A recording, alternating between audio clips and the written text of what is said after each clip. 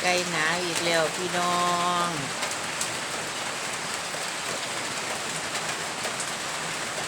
ฝนตกพายุเข้าใกล้หนาวอีกแล้วพี่น้องสวัสดีย่ำเศร้าๆพี่น้อง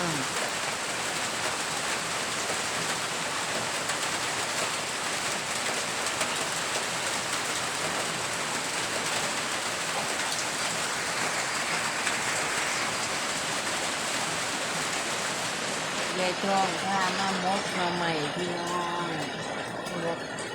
มกหน่อใหม่พี่น้อง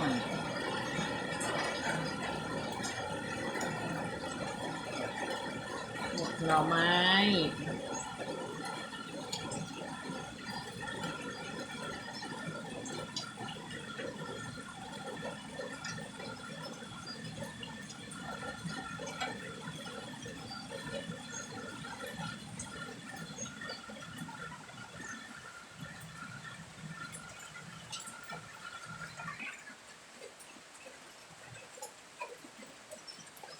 มกหน่อไม้นะพี่น้องมกหน่อไม้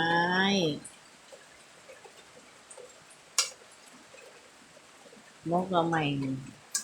แซ่บๆพี่น้องฝนตกจะสิเฮ็ดหยังกิน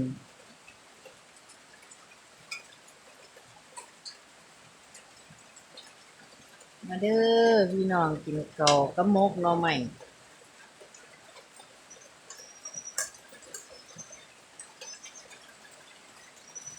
มกงอพี่น้องมกงอ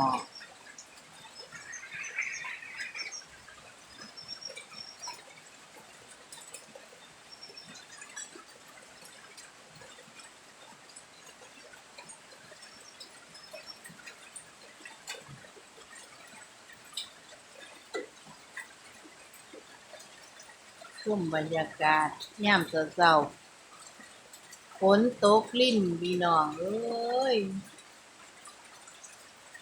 ไก่ก็บ่ได้กินเหี่ยฝนเรียนแซวอยู่เออ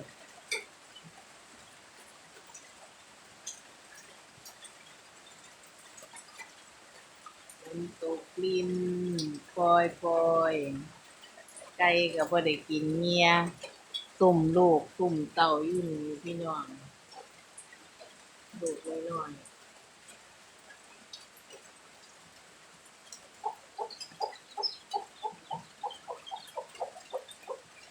ไปเรื่อง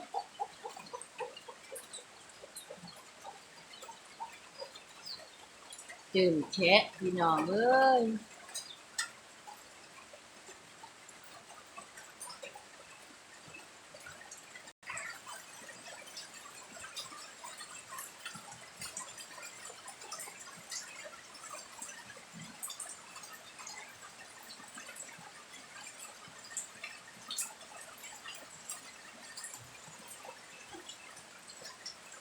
ฝนตก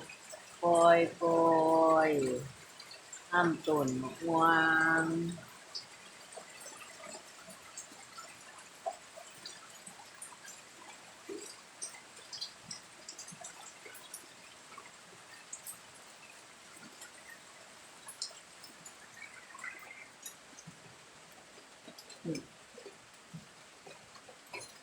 หมกแล้วหน่อใหม่แกงหน่อใหม่สุกแล้ว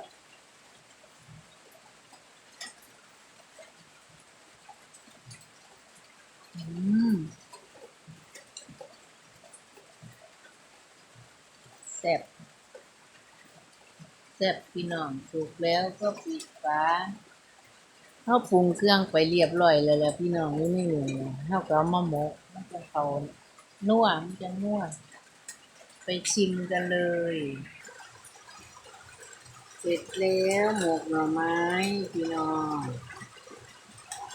แซ่บต้องกันพี่น้องหมกหน่อไม้